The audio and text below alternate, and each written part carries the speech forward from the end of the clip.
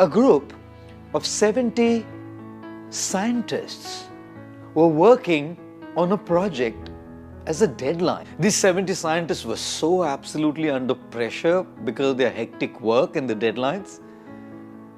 They were really finding it hard, but they were so loyal to their boss, they just kept going. One morning, one of the scientists came to the boss and said, "There's an exhibition in town and I promised my children to take them for the exhibition. Is it okay if I leave at 5:30? The boss said, "We're really working on a deadline, but since you've promised your kids, you can actually leave at 5:30. The scientist was happy. He continued to work in his office, and when he looked at his watch, he had been so involved and absorbed in his work, he saw it was already 8:30 p.m. Oh, he felt so guilty that he had promised his kids that he would take them for the exhibition, and he hadn't gone home at 5:30.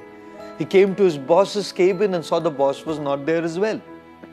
The scientist packed his bag and came home.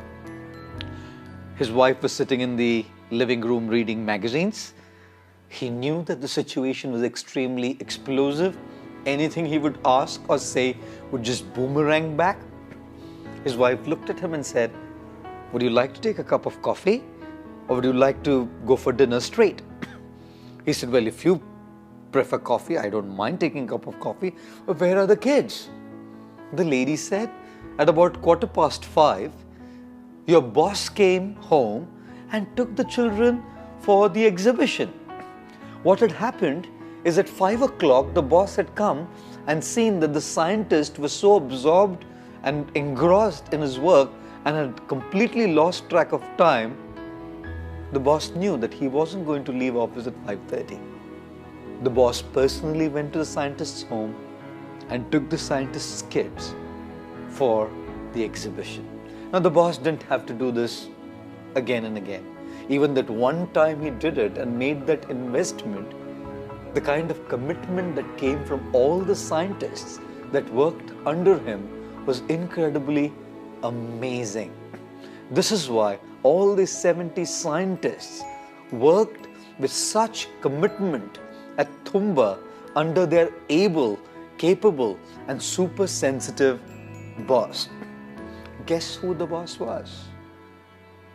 Late Dr. APJ Abdul Kalam, the former president of India, the mastermind behind the space research and the missiles project of India.